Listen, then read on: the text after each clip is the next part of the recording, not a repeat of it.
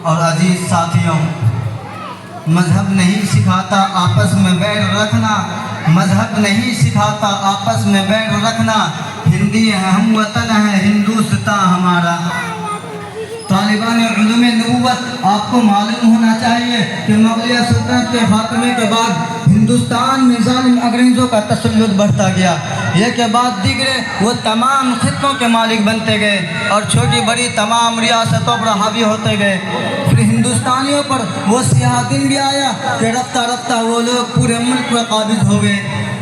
اس ملک کا زمام اقتدار ان کے ہاتھوں میں چلا گیا، وہ یہاں کے مالک بن بیٹھے اور اس ملک کے باشندے اپنے ہی ملک میں مملوک بن کر رہ گئے۔ وہ یہاں آ کر حکومت کرنے لگے اور یہاں کے عوام محکومیت کی زندگی بسر کرنے لگے، اور اس ملک وہ یہاں آ کر آقا بن گئے اور اس ملک کے اصل مالک ان کے غلام بن کر رہ گئے۔ لیکن کچھ غیرت مندوں کو یہ بات پسند نہ آئی کہ وہ اپنے ملک میں غلامی کو ترجیح دیں، کیونکہ انہیں رب العالمین کا فرمان یاد تھا وَيَضَوْ عَنْهُمْ إِصْرَهُمْ وَالْأَغْلَالَ الَّتِي كَانَتْ عَلَيْهِمْ۔ وہ قرآن کریم سے آشنا تھے، اس لیے قرآن نے ان کی رہنمائی کی۔ وَجَاهِدُوا فِي اللَّهِ حَقَّ جِهَادِهِ وَجَاهِدُوا بِأَمْوَالِكُمْ وَأَنفُسِكُمْ فِي سَبِيلِ اللَّهِ ذَلِكُمْ خَيْرٌ لَكُمْ إِن كُنتُمْ تَعْلَمُونَ۔ پھر آزادی کی ایک لمبی لڑائی کا آغاز ہوا۔ خدا کی قسم اس وقت مسلمان تنہ تنہا لڑ رہے تھے۔ رب کعبہ کی قسم وہ مرد مجاہد میدان کارزار میں اکیلے اپنے ہندوستان کو ان ناپاک انگریزوں سے پاک کر رہے تھے۔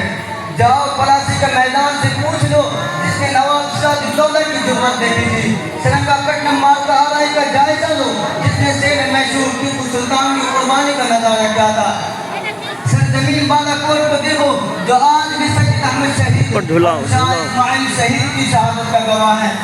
جاؤ شاملی کے میدان کو دیکھو جس میدان میں 1857 ہندوؤں کو ہزاروں علماء کرام نے اپنے مالک حقیقی سے ملاقات کی، اور جنگ کے بعد انگریزوں نے بڑے بڑے علماء کرام کے خلاف جانے کی گرفتاری جاری کر دیا، جس کے نتیجہ میں حضرت مولانا قاسم نانوتوی رحمۃ اللہ علیہ کو 3 دن روپوش رہنا پڑا، اور حضرت مولانا رشید احمد گنگوہی کو گرفتار کر لیا گیا اور 6 مہینہ تک ان ظالموں کی اذیت کو برداشت کرتے رہے، اور حضرت حاجی امداد اللہ چند دن روپوش رہ کر مکہ مکرمہ ہجرت فرما گئے اور مہاجر مکی بنے۔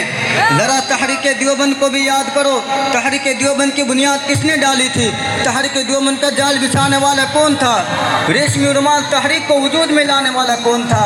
اور جلیانوالہ باغ کو یاد کرو جہاں ہزاروں نہتے مسلمانوں کو گولیوں سے بھون کر شہید کر دیا گیا۔ حضرات یہ مسلمان ہی تھے جن کی علمی جلالت اور سیاسی بصیرت اور جذبہ حریت نے ملک کو آزاد کرانے میں صف اول میں رہ کر رول ادا کیا۔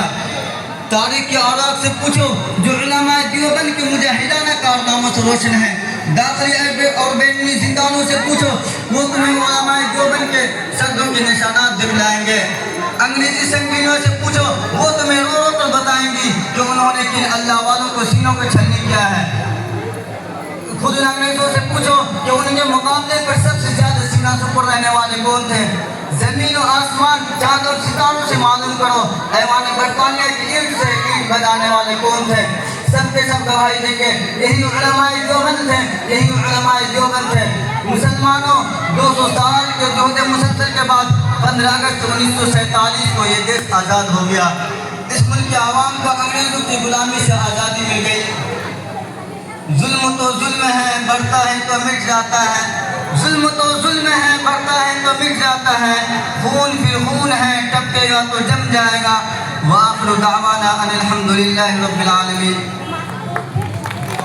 ماشاء اللہ بہت خوب۔ بے شک ظلم کہیں بھی ہو وہ سراہا نہیں جاتا، وہ ظلم کرنے والے ہمیشہ کیفری کے ڈال تک پہنچتے ہیں، اور خود قرآن کریم میں اللہ تعالیٰ فرماتا ہے ان اللہ لا یحب الظالمین، کہ اللہ تعالیٰ ظالموں کو پسند نہیں فرماتے ہیں۔ اب میں جناب ماسٹر آصف عالم صاحب جو مدرسے اعلیٰ کے نائب معلم ہیں، میں گزارش